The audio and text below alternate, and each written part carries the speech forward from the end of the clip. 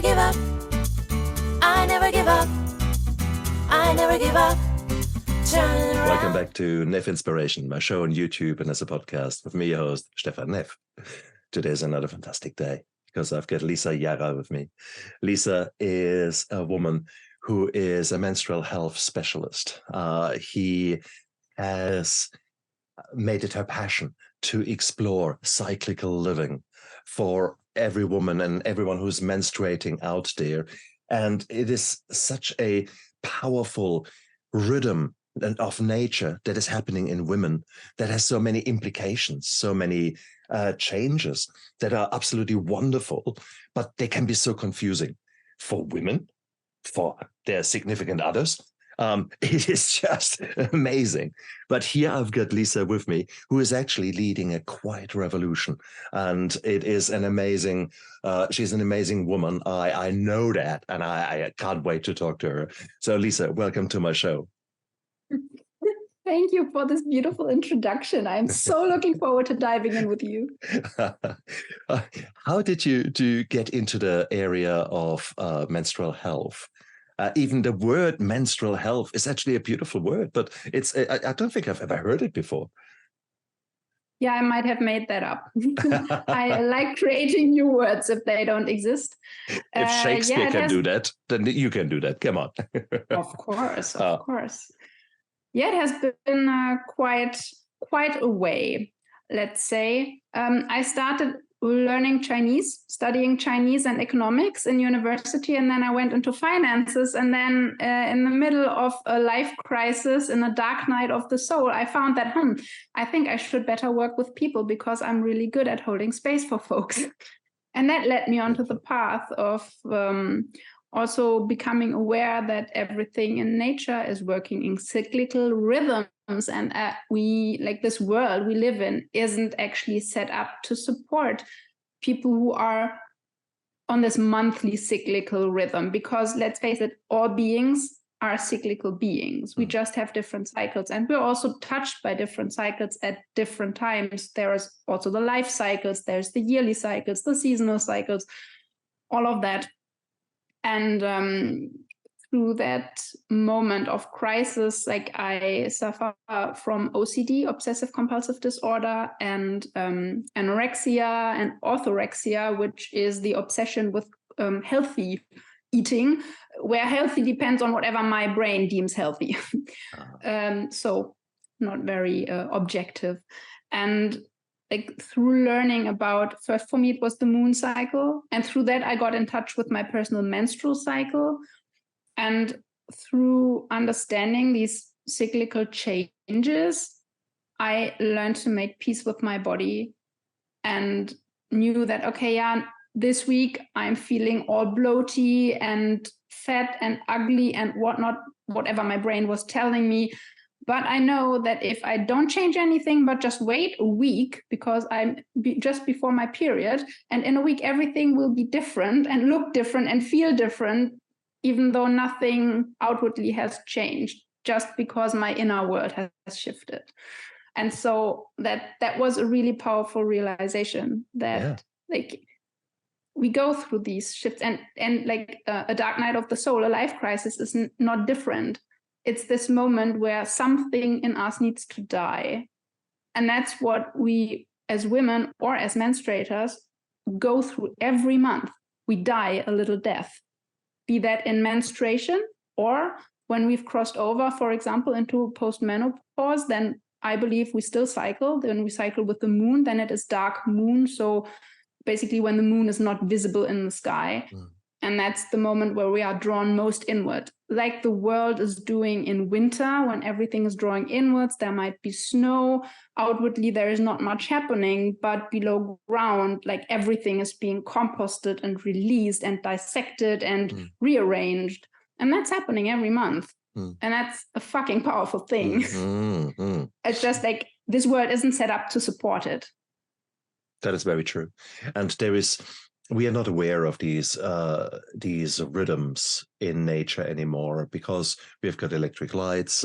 We are living in a world where no one really or most people don't pay attention to the world around them the way we have been in the past. We are no longer integrated.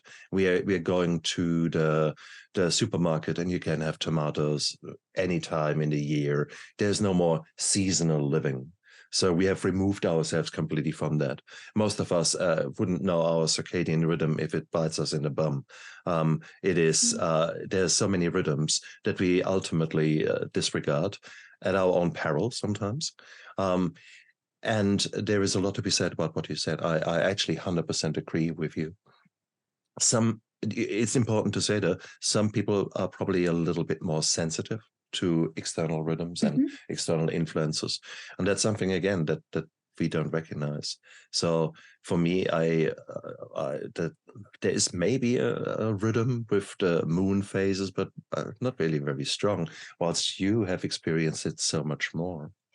So are you in a very empathic or a very inward-looking, intrinsic person that experiences those rhythms very clearly?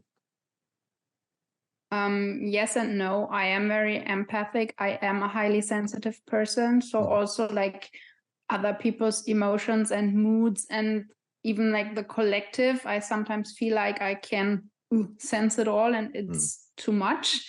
And that's why I know now that I need my time and my space to draw back inwards and to release all of that, which is not mine.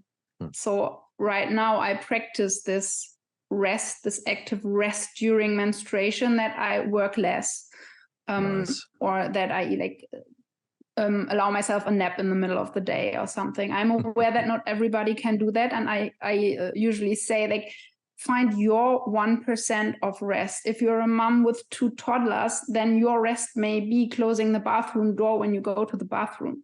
And that's okay.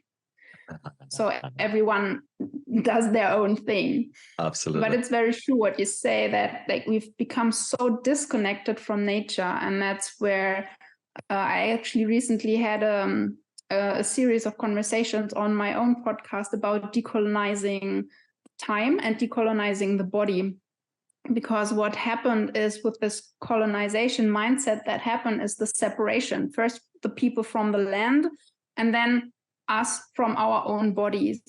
And we live so much in the head. And when the head is running the show, there is much more anxiety than when we are connected to our body. Because when we live in the body, our body, it holds so much information. It receives so much information from the world around us that when we are connected to it, we feel nature, we feel calmer, because our body is safe in this moment.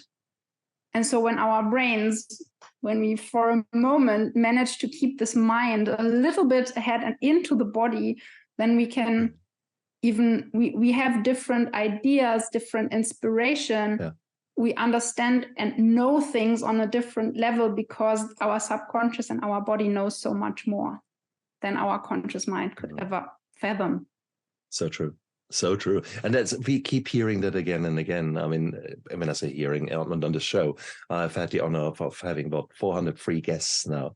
And many of us have come to that conclusion that if you just shut up yourself, A, here, and B, here, remove yourself from electronics and actually just be quiet, if you want to call that meditation or just calming down, whatever you're calling it, suddenly your body will send you a wealth of information, a wealth of knowledge, a wealth of solutions to problems.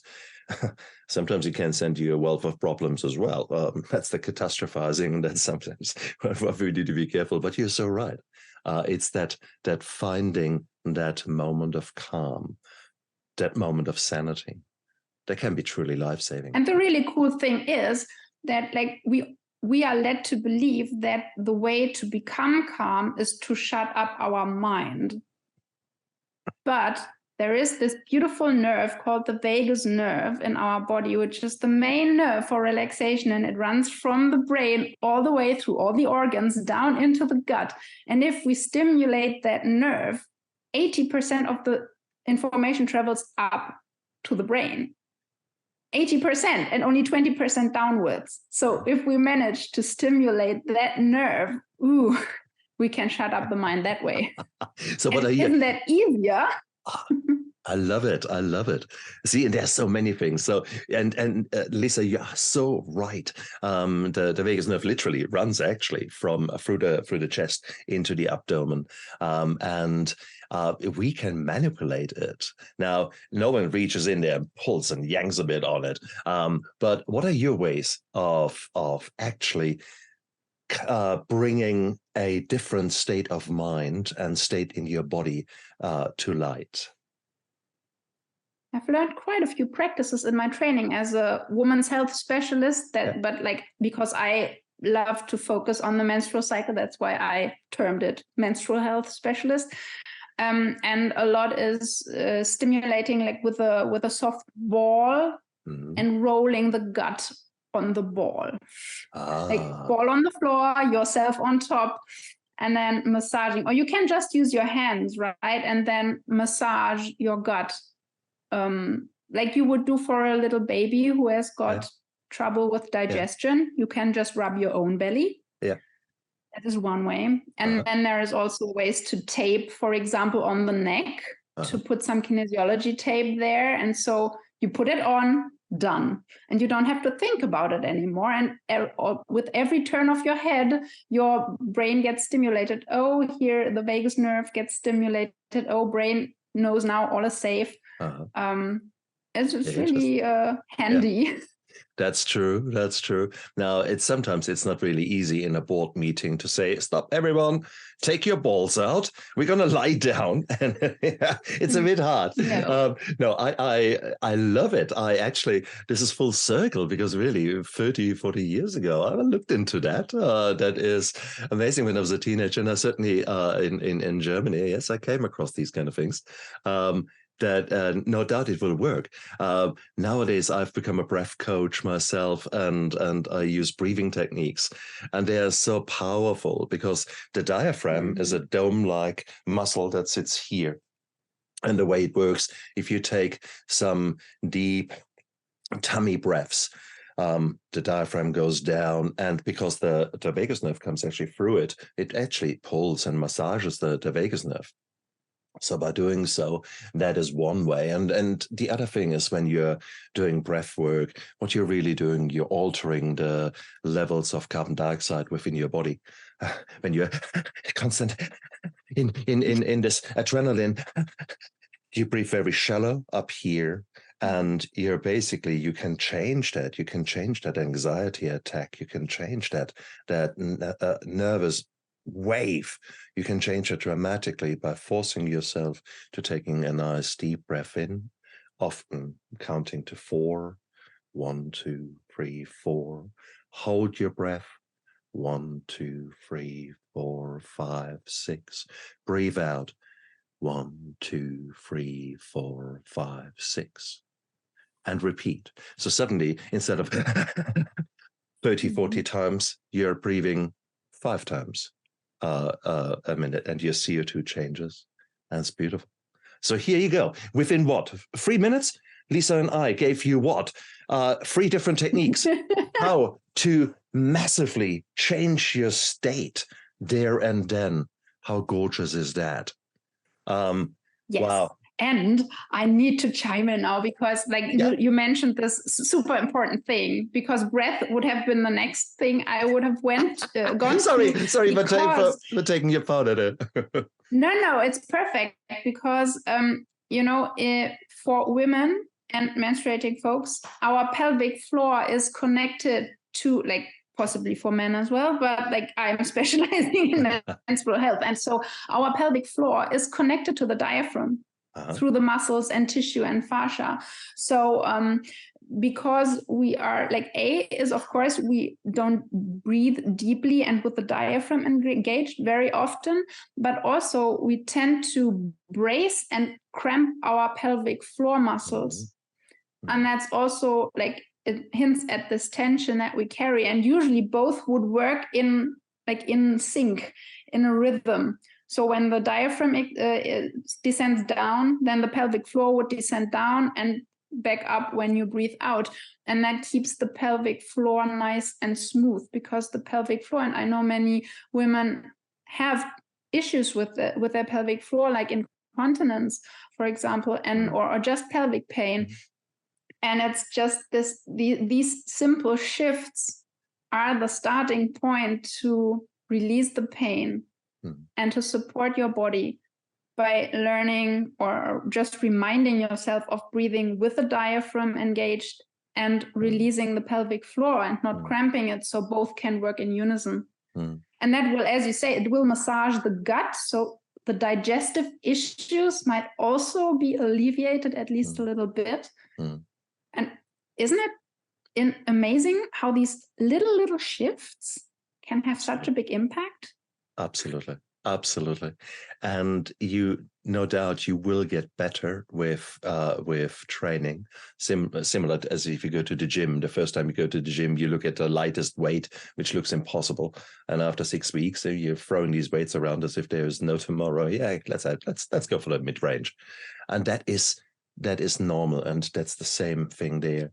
I wanna talk a bit more medicine, because as an anesthetist, I have the pleasure of working with a gynecological surgeon. So we often look into the tummy of women who have got chronic pelvic pain or problems with menstruation.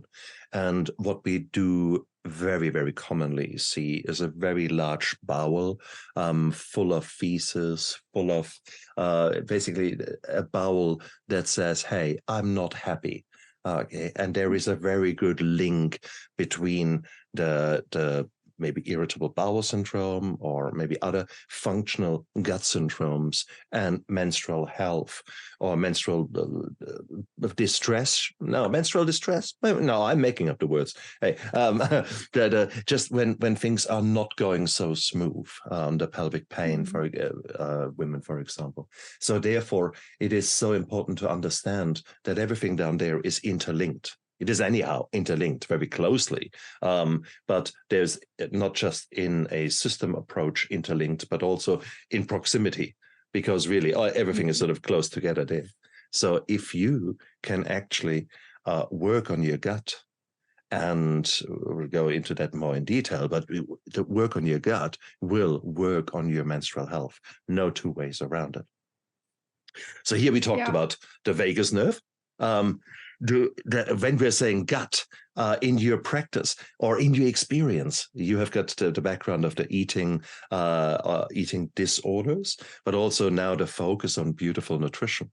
How much does that play a role in menstrual health? Definitely also a big role. But as you say, like, our body is an interconnected system, and the first place to start is always the vagus nerve. Like getting us out of this constant state of fight or flight, the stress response that we have in, like, we can't get away from it. Our world is stimulating us from all different angles and trying to keep us on the move. And like calming our system down is the most important step, because only in rest and digest can our body heal. And also, we don't realize how much we are influencing our immune system by being in constant fight or flight stress response. Because like our immune system is made up of our nervous system, of our lymphatic system, and of our gut. And so these are the most important systems that we need to address first. And then like everything after that is going to almost fall into place. So true. So true. Cool. So we are bombarding our beautiful viewers and listeners here with no, it's good. It's good, because what we're really saying, hey, there's so much that we can do. There's so much action that you can take. And if you just make 1% change every day, one tiny little new habit that you cultivate over a week, and then maybe next week you change another little tweak, another little habit. Can you imagine that after 4 weeks, 8 weeks, 12 weeks, that your life is already changing for the better? And it's those little things that is the amazing journey that is waiting for people out there. And we are just highlighting the we are a little bit further down the path, but we are demonstrating what works, what has worked for you, what is working for me. So it's beautiful. So let's keep going. So vagus stimulation, taking care of our crazy minds and this super active fight, flight, or freeze system, calming that down, increasing vagus. Cool. What else can... No, actually go a step back. Simple. When we are with the simple things, chewing. I like to say, like, breathe well, chew well, because digestion begins in the mouth, and often we are just like throwing it down our system into the stomach, and that's it. But when we start to mindfully chew, and when I was little, I got told by my grandma, I think, chew at least 30 times. And I've heeded that advice, and it's helped. Grandma's right. Grandma's right. Grandma was right. Because the chewing itself is actually activating the gut and is activating a parasympathetic response down there, the vagus nerve response. So yes, you're right. And also, like, the saliva has already all the enzymes to start digesting in the mouth. That's before right. so it makes the whole thing so much easier. And then, of course, drink well. Like, we are often very dehydrated in today's world. And then you've got, for example, women who don't dare to go to the bathroom too much, so they don't drink enough because they don't want to either inconvenience others or themselves. And so these simple things, I've named 3 now. Like, one is definitely also rest well, or pause well. I like to call it pause well, which is get enough sleep and get enough rest. And those two are different. Ooh, nice. And rest is not scrolling through social media or watching TV. That can be nice at times. Nice. But very often we are taking in a lot of stuff, at least our subconscious is, through the stories we get told. And that is all something we need to digest later on. And maybe it's because I am highly sensitive, but I have really reduced the amount of series I can watch, and I'm often opting out when my husband asks if we want to watch a series, because I know that afterwards I will have to sit there at least an hour to digest and process everything that has happened. So this can be a lot on our nervous system as well, and we might not even notice. Very true. Very, very true. And the 5th one, because I know I have 5, is move well. So let's summarize them first, and then we go into them. So give them again to us. I'd start with breathe well. Absolutely. Because breathing, vagus, all of what we've talked about. Second is drink well, because our body needs hydration. Third is chew well, so that your body gets to the digestion. Then we are at move well. That is moving in a good alignment, like with body posture, so that the joints are working correctly. And the 4th is pause well. I love it. I love actually the pause. And that is quite intriguing. I'm German, and my guest, Lisa, is equally from Germany. So we had to laugh a little bit before the show about the similarities. And I've recently rediscovered really my German roots. I'm watching more German television.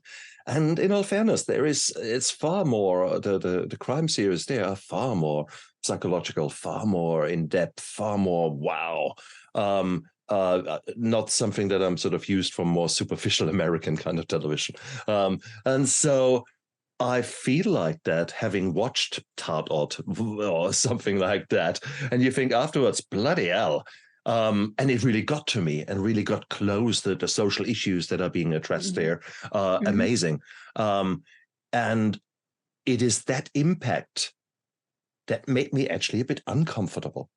I suddenly realized, wow, certain things, certain external things are actually having quite an impact on me. Now, that was a very obvious thing for me. To a lesser degree, it's the same with my focus on situational awareness, wanting to know what is the news, what is happening in the world, and not so many things that are not so nice that are happening in the world. So all that can have a direct impact on you, and far more so than you maybe recognize. So for you yourself, have you set yourself limits with regards to watching news or watching television? What would you recommend your women to do?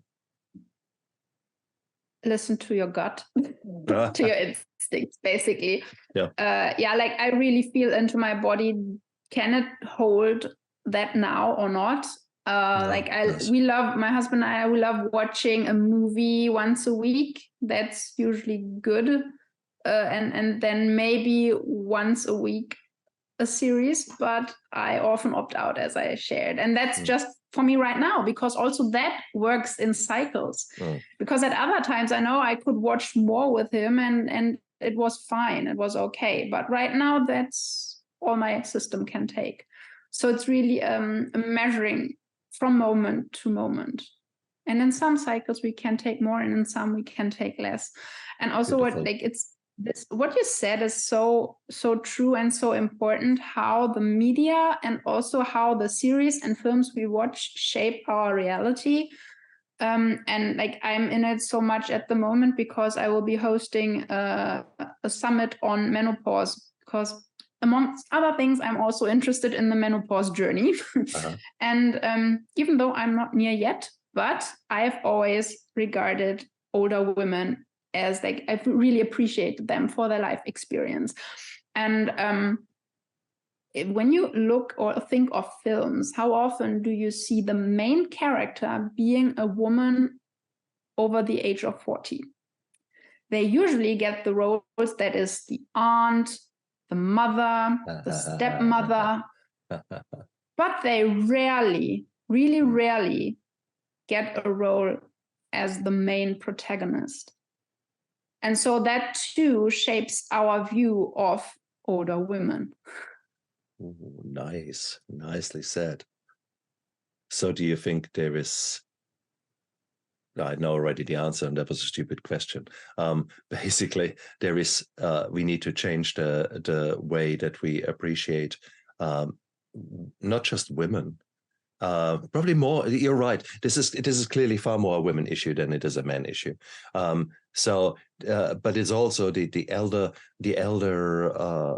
older we get, the more we're going to be put sort of to the sideline in the public image. Certainly in films or in television series, you're quite right. How can we change that though? I mean, these are societal and social issues, and this is basically an image that is being created consciously or subconsciously, however it works. How can we work against that?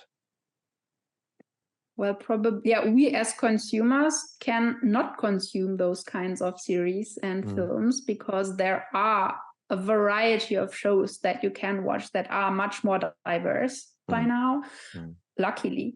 And like you hear of people in Hollywood complain about these things. Absolutely. So it starts being spoken about, and hopefully there will be some awareness shift. We have, as consumers, can choose what to consume and what we don't consume. True. Of course. And there is some shift that needs to happen from top down. That's very how good. Change works, bottom up and top down. Very good. Now, whilst that might sound a bit wishy-washy what we're talking about, it actually is important because, as you pointed out, change is happening. And once you become aware of the way that personalities or women, in this case, are portrayed, you can actually make a conscious stance to A, recognize that, and B, say, actually, that's bullshit. I am in my 50s, I'm a woman. I'm only just learning how to live. I haven't even figured out who I want to be when I grow up. When you actually approach that a new season with that embracing attitude, that's where you can, again, take control. You're not a victim. You're not dying because you suddenly have stopped menstruating. So it's a beautiful cycle, and it's just another season. It's another start of something. And that is, I think, so important if we actually celebrate that rather than commiserate or be sad about something going. Yeah, that's my wish. And also, I just want to say that it's of course not just women. It's also a lot of marginalized groups that are not being shown nearly enough to be in people's awareness. And that too is changing. And what you can do as a consumer is, for example, follow channels that report about these things, that tell you, hey, this movie, maybe think about it because there is this narrative, something you, and I just know that from myself, but there is so much that I don't get because I've been growing up. We've all grown up in these societies. So we often don't even recognize the harm that's being done or the injustice or just the discrimination. But like, I have made it my part of my work and personal interest to follow people who tell me, hey, look over there. That's where you hold these systems inside of yourself. And that's also the quiet revolution that you talked about in the beginning that I claim to lead.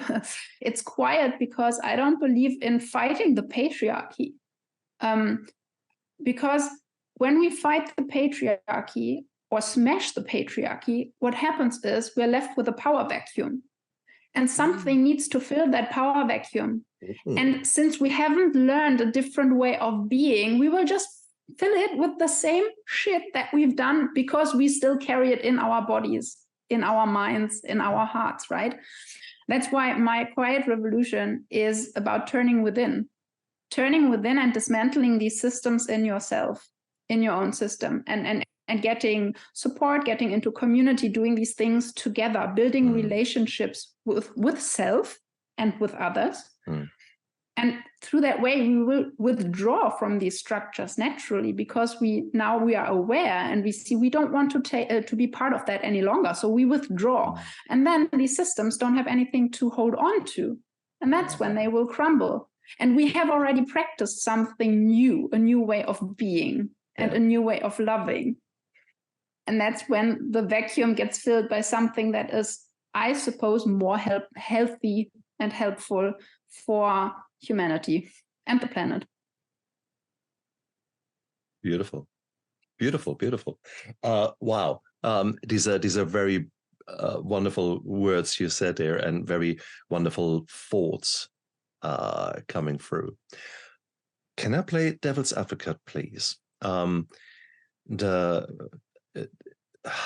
Let's say a friend, a female friend, has just started working in a new environment of women leaders.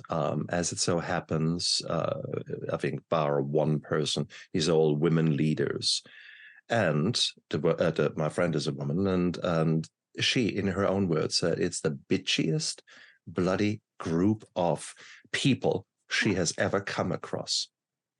That is not so uncommon that we hear something like that.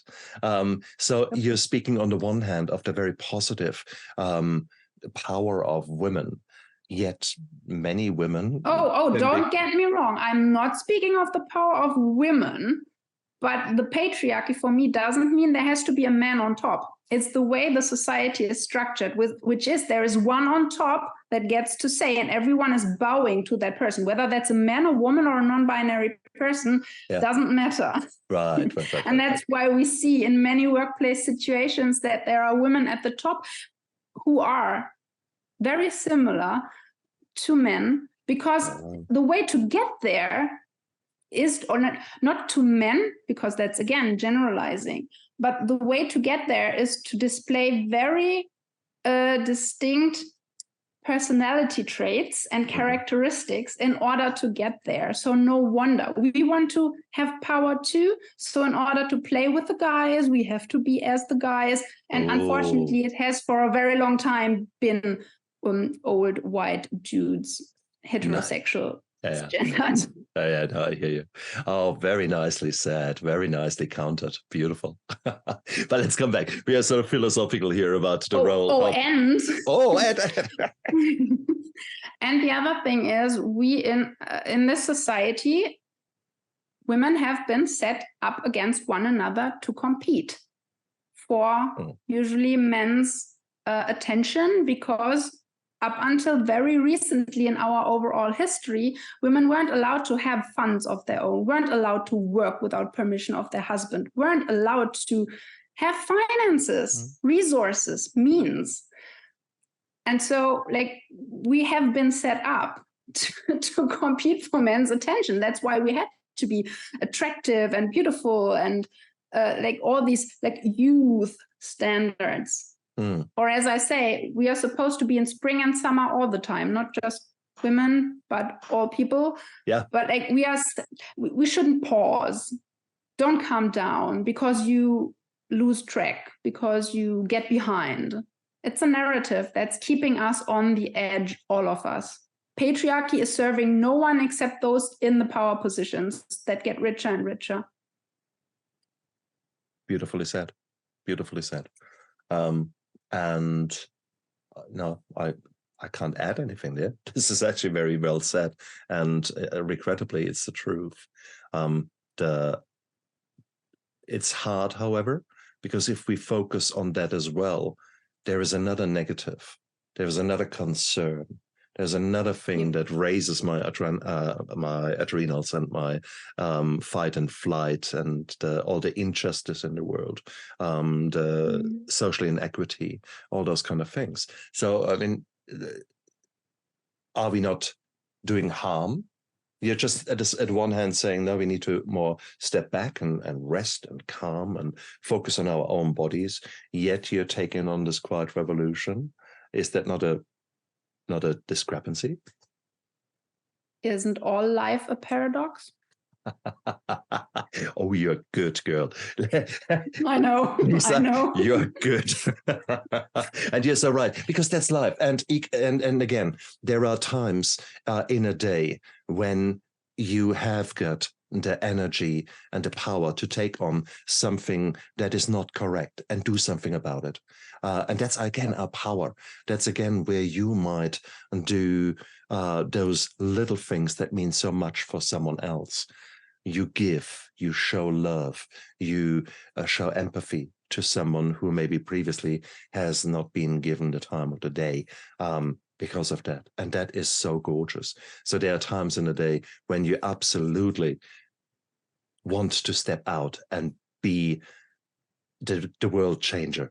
And there are other times in the day when you really need to cycle towards the opposite, cycle towards the receiver, cycle towards the person who can calm down their mind and balance themselves out. So it's really, it's about that. So there is, whilst I was playing devil's advocate with regards to discrepancies, etc., it is actually just part and parcel of life. We can't wish the world to be a better place. We need to do something about it. And we have got the power to do so. But we need to start with ourselves. And if you are a very cyclical being that is menstruating, then there are a hell of a lot of things. And I love it so much what you brought it down to the basics on. And I think that is so important. We need to go back to the basics and practice them really, really, really well. And with that, we implement change first in ourselves. And then by us becoming leaders in that, we are making the world a better place. Lisa, you are doing that. Okay, this is so cool. Hey, you're telling me about this post-menopausal meeting, symposium. Do you want to make a bit of advertisement? When is it? How is it? I don't know when this is coming out, but it's starting next week. Oh, wow. There you go. So it might have already happened. Okay. But there is surely replays to be bought. Oh, beautiful. So whoever, like, it's called Happy, Healthy, Holy Menopause. And I see it as something that is for premenopausal people, perimenopausal people, and postmenopausal people, because as a society, like, it's our individual work to support, to prepare and support ourselves through menopause, but that's also our collective work to know how to support someone else going through that intense and important and powerful shift in one's life. But I wanted to circle back to something you said before, which is like, during the day, there are times when you have to rest and when you have to act, or when you can act because you've got the energy. And that's the way I see it for, like, I call it testosterone dominant people, whether you're a man or a non-binary person who is testosterone dominant. Their cycle is more of a day cycle. So it's like every day is pretty similar. There are variations, of course, and it depends also on the outer seasons and inner seasons, and the yearly cycle, because the sun travels like through all the seasons in 1 year, and the sun is basically energetically connected to the masculine energy. We all have masculine and feminine energies of different variations. And so it like, for men and testosterone dominant people, it might be harder to go through the dark nights of winter, because that's in a year cycle where they have their menstruation, so to speak, these inward reflective times. And for a woman or estrogen dominant person, we go through that on a monthly basis. And I think like we still have that rhythm. It's just in a different period of time that it plays out. So during menstruation or during dark moon, depending on whether we still menstruate or not, is our time of reflection and drawing inwards and composting and resting. And then during ovulation, for very many people, we do have more energy. Not for everyone, but as a tendency. And then we've got like the spring phase between the two and the autumn phase. But for us, like for some, it plays out over the day, and for menstruators, it plays out over the month. And I think that's where we get misunderstood, because we might have fluctuations from day to day, but over the course of a cycle, it's pretty dependable.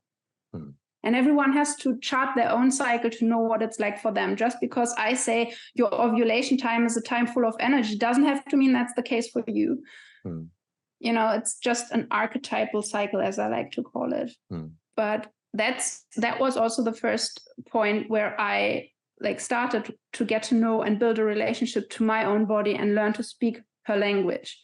That was when I started charting my own cycle, looking at, okay, what is my energy like during menstruation? What is my energy like in the follicular phase? What is my energy like in my ovulation phase?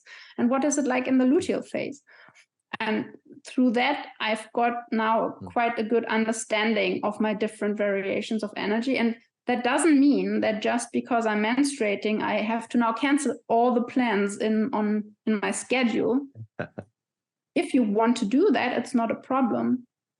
And some people, they have to do that. Like I myself have suffered from debilitating menstrual pain. And so like I never knew when it would happen, but I knew that once it happened, it started, I would have to drop the pen immediately, get myself on the couch, and would not be able to get off for 2 days in a row. Wow. It was seriously that bad. And I know there are people who have it even worse than that, or people who experience PMS, premenstrual syndrome, or PMDD, premenstrual dysphoric disorder. And they like basically want to jump off the balcony for 2 weeks in a month. And also, once we know how our rhythm works, we can both prepare and we can also use these different phases in a way that works for us, so that we don't struggle against them. When you know that on day 20, you usually have, you're very moody, then you can be prepared, and you can even prepare your partner. Hey, you know, it's that time is approaching. If I'm a little grumpy, that's what's happening. Or if all else fails, just be a little more compassionate with yourself. Yeah, okay, it's this time, and now I'm grumpy or tired or sad or whatever it is. But it's okay, and there will be other times in the cycle. And that goes for men and testosterone-based people as well. Because I think there are things like depression in men isn't talked about enough. Oh yeah. No, you're so right. The having said that, we stick with the menstrual health here. I wanna, however, offer another thought, because we haven't really talked about the nutrition and about the gut health in its own right. whilst we talked menstrual health, everything really starts with the gut. We know that the gut microbiome, so all those beautiful bacteria that are living within you and are having a great time in there. Without them, you would be dead. Okay, so let's be quite clear about that. So there is a huge amount of very beneficial bacteria that live in symbiosis with us, that help us, that create hormones, that get rid of certain toxins, that do a whole host of beautiful things. And we are not aware of them. We just take them for granted. And sometimes we mistreat them. We drink alcohol until the cows come home. We eat shit, basically, and then are surprised if the whole balance within your gut is out of kilter. And your gut is so important. So let me give you an example. There's about 1.5 kilograms of nervous tissue in your head, and there's about 1.5 kilograms of nervous tissue around your gut. Suddenly gives the word gut feeling a complete new meaning. Many of the bacteria in your gut are actually producing, for example, serotonin, the feel-good, the hormone. So here we are throwing around heavy-duty psychological drugs, let's call it like that, which can be such a lifesaver, which can be so beautiful. I'm not saying anything against using the right drugs at the right moment at the right time for the right person, but there is so much that we don't do. For example, look after our gut, look after our balance within the gut. Make sure that you are eating the rainbow. Make sure that you're following not just the newest fad diet, but actually that you're following a Mediterranean food plan, where basically a lot of healthy things are there that are supporting the gut. And suddenly your gut bacteria come into a new equilibrium, and suddenly things are settling down because you're giving yourself a complete new level of gut health. Therefore, systemic inflammation calms down.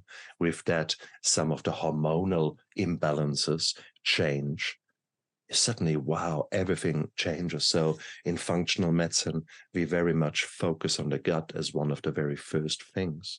And so therefore, again, coming full circle, realizing that the gut is sitting just next to all those menstruating bits, that how that close interaction is there. And you guys can do something about it.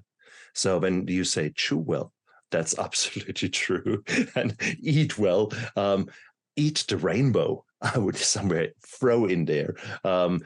And whilst we're both Germans, of course, we have to mention sauerkraut or kimchi. Or if you don't like the sauerkraut, go for any other fermented food.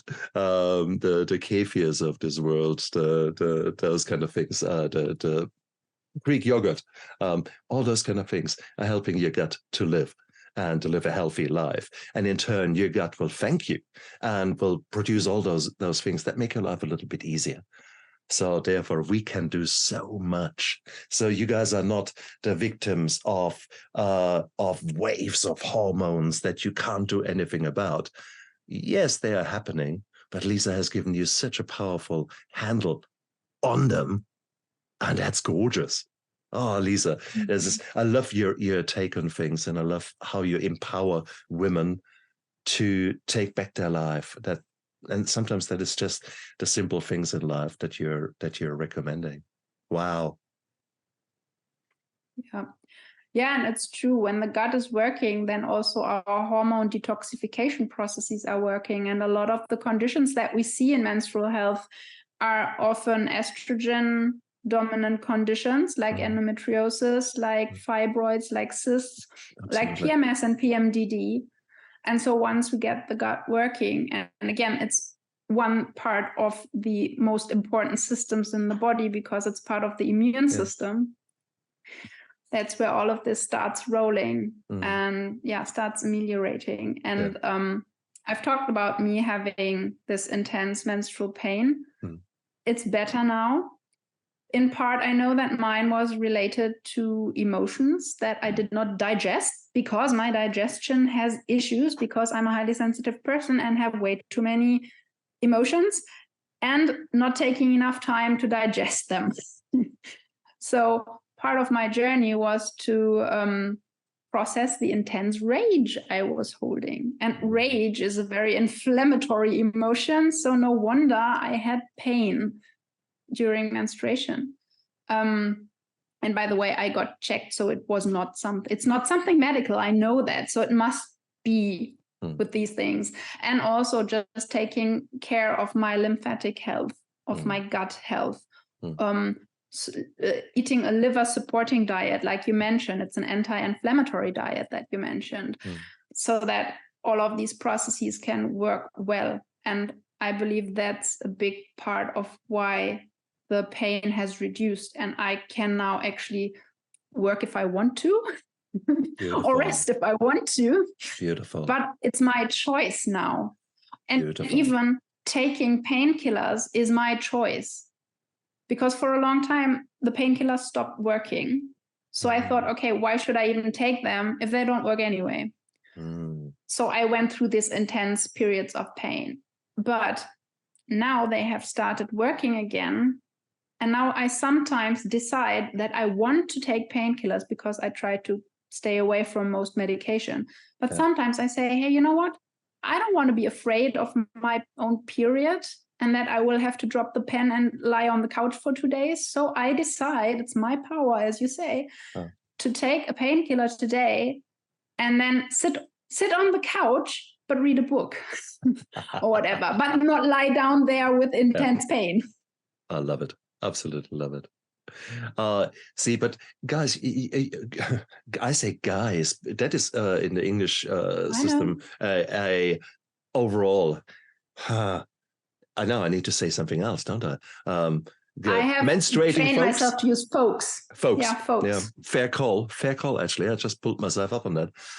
So folks, now I've forgotten what I wanted to say. No, no, I guess the point is there is so much happening within the body. It can be quite conflicting. It can be quite confusing. And for those of you who are maybe suffering from something menstrual health related, to listen to all that, you think, oh, where the hell shall I start? It feels like all too hard. So that's really where a coach comes in. That's really someone like Lisa comes in, who actually has been there, done that, has worked with a lot of women. And you know, why do you have to reinvent the wheel and try it out all yourself? Why not actually have someone who knows a little bit more about you by your side for a period in your time, and work with you? So Lisa, if people want to hear more from you and maybe want to work with you, where can they find you? Well, of course, on my website, and I'm sure you will link to that.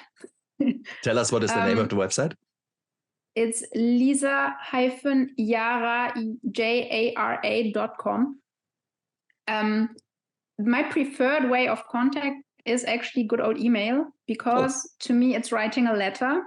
That's why I don't write newsletters. I have Moonday Musings, my weekly e-letter, because it's really me writing to you as a friend, and supporting you and giving you little bits and pieces, all things menstrual health, menopausal health, definitely quite revolution-like, and also just coming more in tune with your body and your cycle. And I do have a free course called Unlock the Power of Your Cycle, because it helps you start charting your cycle, whether you are premenopause, so you have a normal menstrual cycle, or you are perimenopause, so when everything's changing and a little topsy-turvy, I have a way for you to support yourself and chart nonetheless. And also post-menopause, or when you're pregnant or you don't have organs present, then there is still ways according to the moon. And it's a free mini course with a few videos on how to chart your cycle. And that's really the basis of getting to speak the language of your body and building that relationship that I talked about. Because when you start building that relationship, you will understand where to start your healing journey, because your body is telling you. Yeah. We are just not trained to listen, and how to listen and how to decipher the signs. that's what I aim for with that course. So please check that out if you want to stay connected. Get on my Moonday Musings list. Beautiful. And folks, look down there into the description of the YouTube video and of the podcast, because all of Lisa's links are down there in her social media contacts. Lisa, you're an amazing woman. You're so authentic. You're so honest. You're so passionate about this topic that really affects half of the world. And actually, it affects virtually the whole world, because for every every menstruating person, there's typically one significant other. So we are all affected by it. So why could we not learn a little bit more about it, the impacts, the positive things that come along with these rhythms of life, and appreciate them for what they are, and maybe therefore understand ourselves better, and in turn make the world a better place. Would that not be nice? Ooh, yes.